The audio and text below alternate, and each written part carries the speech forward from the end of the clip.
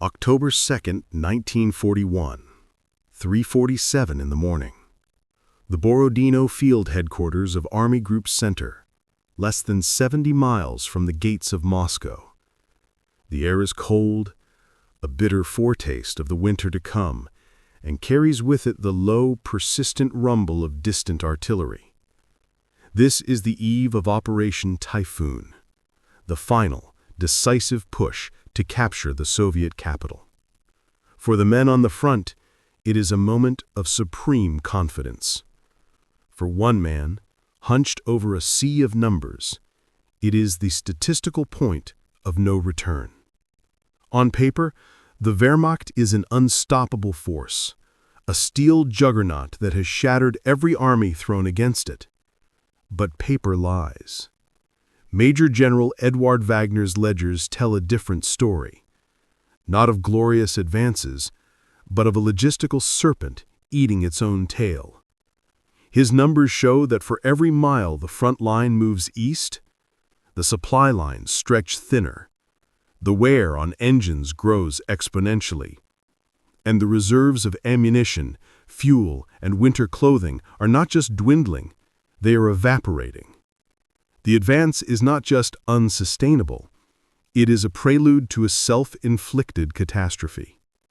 The orders from the Führer's headquarters are unequivocal, repeated down the chain of command with almost religious fervor. The offensive will proceed. Logistical concerns are secondary to the will to win. The fall of Moscow will end the war. To question this is not merely pessimism, it is defeatism. A crime. Wagner has been personally and publicly reminded by Field Marshal von Bock that his duty is not to question strategy, but to fulfill it.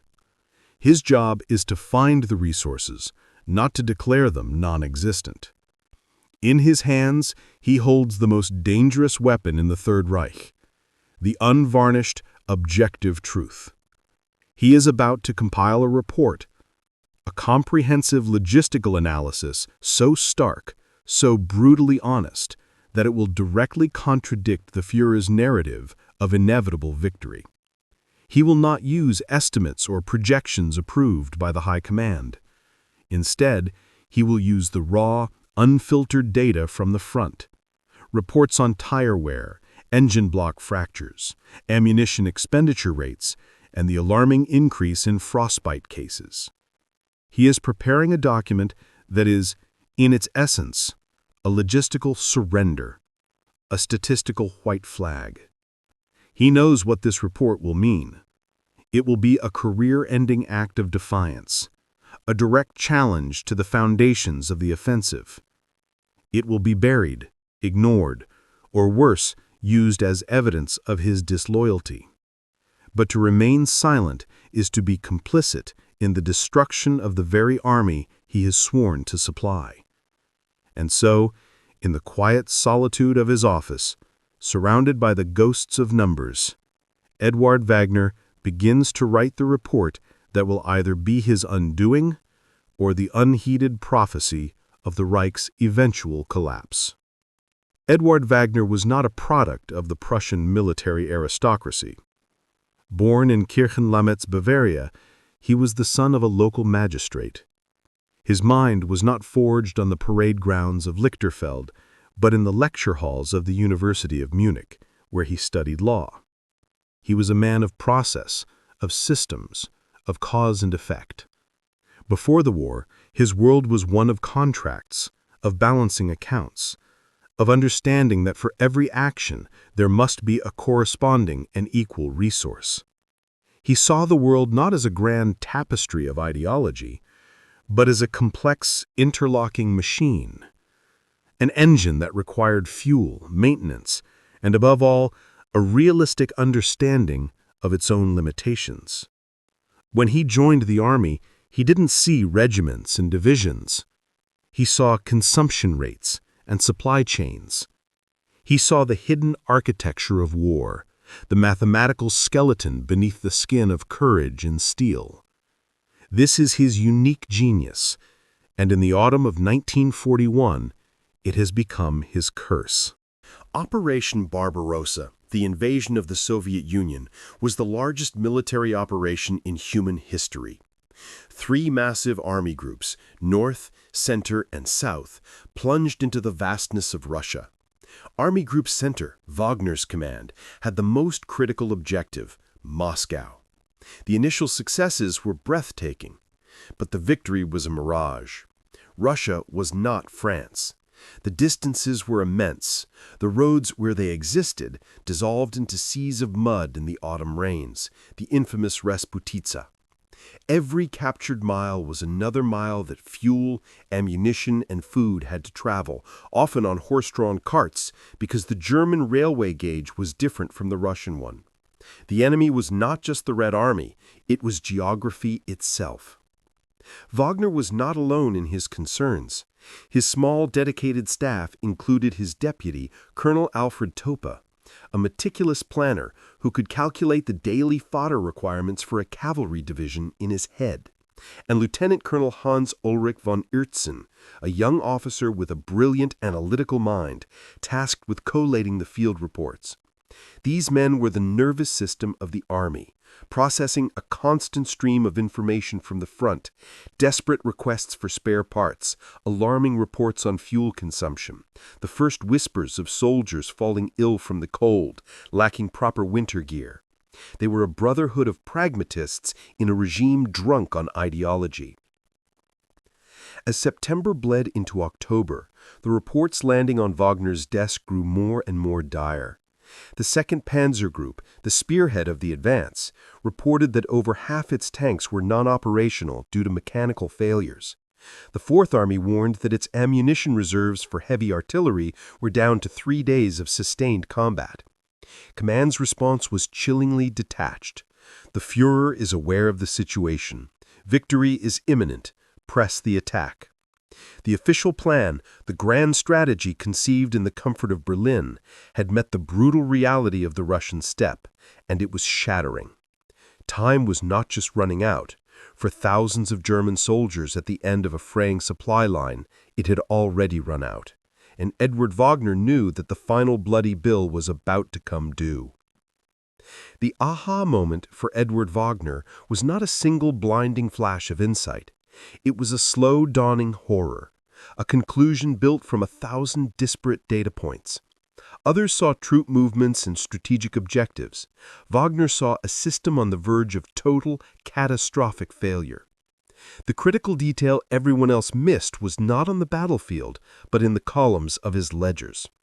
He realized the German war machine had a fatal built-in design flaw.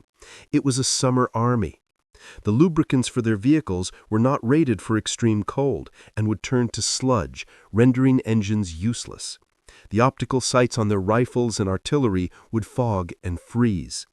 Even the very steel of their tank tracks and artillery barrels became brittle in the Siberian frost. He saw that the Soviets didn't have to defeat the German army.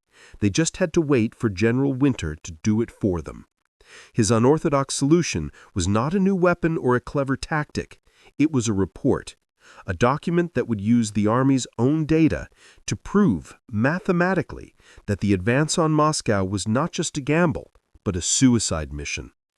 He called it the Winter Report. He tasked Colonel Topa with calculating the exact daily tonnage of supplies required versus the actual tonnage being delivered. He had Lieutenant Colonel Hans Ulrich von Oertzen create a projection of vehicle attrition rates as the temperatures dropped. They factored in everything: the caloric intake needed for a soldier to operate in sub-zero conditions, the shockingly low number of winter uniforms available, the woefully inadequate supply of antifreeze, skis, and snow camouflage.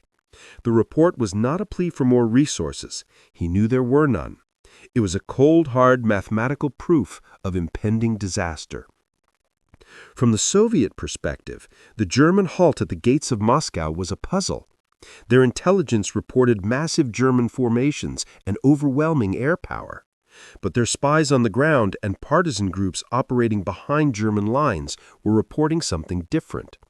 They saw German tanks abandoned for lack of fuel.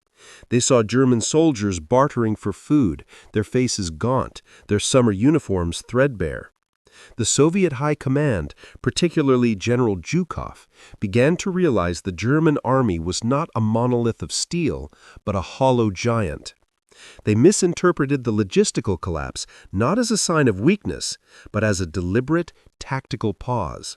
They braced for a final, massive assault, unable to conceive that the feared Wehrmacht was being defeated not by their armies, but by its own hubris. The report was a masterpiece of logistical analysis. It showed that by mid-November, less than a third of the German armored force would be operational. It predicted that casualty rates from frostbite alone would exceed combat losses.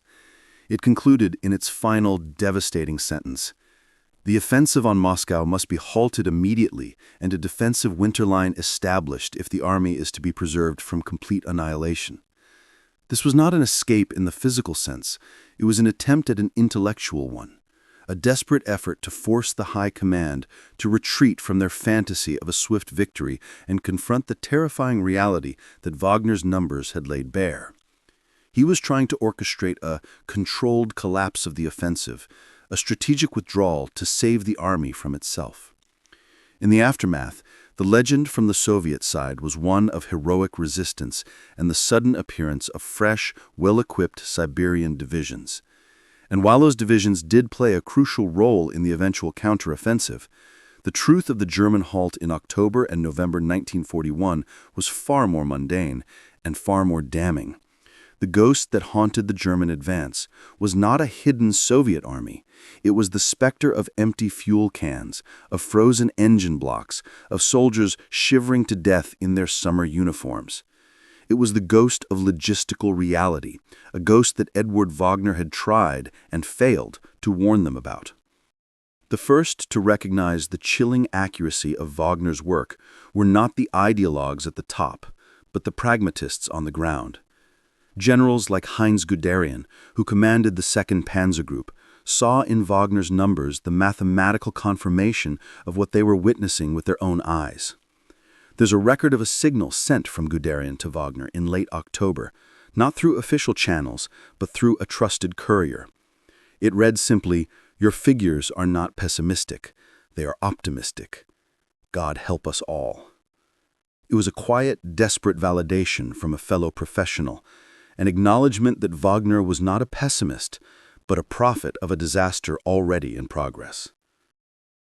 The formal debriefing was not a discussion. It was a verdict. Field Marshal Fedor von Bock, the commander of Army Group Center, was the personification of the Prussian military ideal. He was aggressive, confident, and utterly committed to the Führer's vision. He looked at Wagner not as a fellow officer, but as an obstacle. "Major General," he began, his voice cold and clipped, "I have read your assessment. It is a document of profound and deeply troubling pessimism." He did not dispute the numbers. He attacked the premise. "This is not a logistical report. It is an argument for defeat. It is a direct contradiction of the will of the Führer and the spirit of the German soldier." Wagner's defense was as concise and devastating as his report. He simply replied, "Field Marshal, the spirit of the German soldier cannot replace a pint of gasoline. The will of the Führer cannot thaw a frozen engine block. My report is not an argument. It is an audit. It is the truth of our current situation, and the truth does not have a political opinion." Von Bock did not punish Wagner. To do so would be to admit that the report was true. Instead, he did what bureaucrats do with an inconvenient truth. He buried it. The report was classified top-secret command matter and filed away. But a copy was sent to the Army High Command in Berlin. It landed on the desk of the Chief of the General Staff, Franz Halder. Halder, a more cautious man, was deeply troubled by Wagner's findings. There would be no official praise, no change in strategy, but in the margins of his personal war diary, Halder noted, "Wagner's report from Army Group Center paints a catastrophic picture. I fear he is correct." It was a quiet, grudging vindication, a ripple of truth spreading through the highest echelons of the Wehrmacht, even as they continued to steer the ship of state directly towards the iceberg Wagner had so clearly charted. Wagner's reward was the ultimate irony. He was later awarded a medal for his logistical achievements during the campaign. He had successfully supplied an army's advance to the very brink of its own destruction. The citation spoke of his unwavering dedication and organizational genius. It did not mention the report. It did not mention his warning.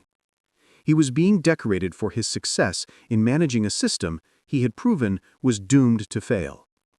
The ultimate, tragic proof of Eduard Wagner's genius was not written in a memo, but in the blood and snow of the winter of 1941-42. The German army did not take Moscow. Instead, it was decimated. The Soviet counteroffensive shattered the exhausted, frozen, and undersupplied German lines. The Wehrmacht suffered over 1 million casualties that winter, losses from which it would never fully recover. In the aftermath of the war, as military theorists and historians sifted through the mountains of captured German documents, Wagner's October report was unearthed. It became a foundational text in the study of military logistics. Western armies, particularly the United States, studied it intently.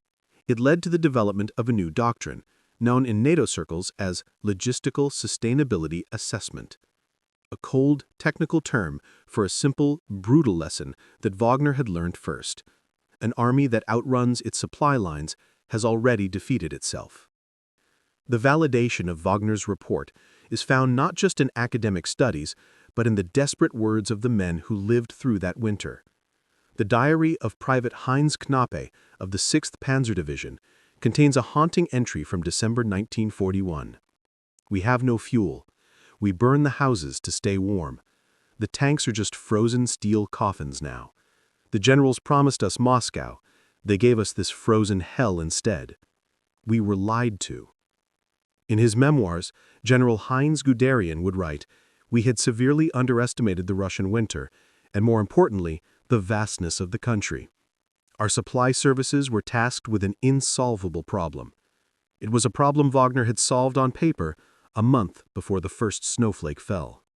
Eduard Wagner would not live to see this post-war vindication.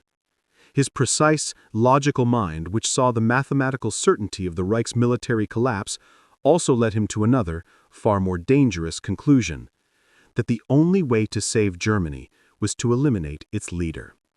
Wagner became a critical figure in the anti-Hitler conspiracy.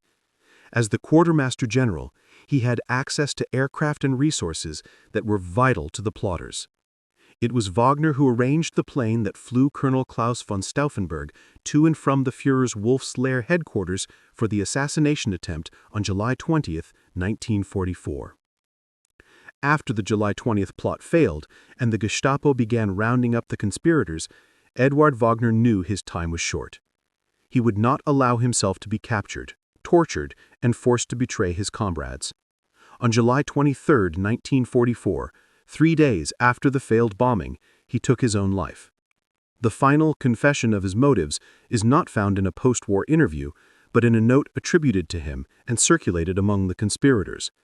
It captured his reasoning with the cold logic of the Quartermaster. "We have audited the account of this regime and found a moral and strategic bankruptcy that can only be rectified by the removal of the leadership. The continued expenditure of German life for a guaranteed failure is a crime I can no longer supply." In the end, the story of Eduard Wagner is not about a single report. It's about the inescapable gravity of truth. He was a man who followed the numbers, and they led him from a logistical critique of a single battle to a moral condemnation of an entire regime. And maybe that's the real lesson, that the most dangerous reports are not the ones that predict the enemy's movements, but the ones that prove you have become your own worst enemy. If you found this look into the hidden machinery of war compelling, be sure to subscribe to W2 Explained and click the bell icon to be notified of our future episodes. Join the conversation in the comments below. What other unsung figures of the Second World War deserve to have their stories told?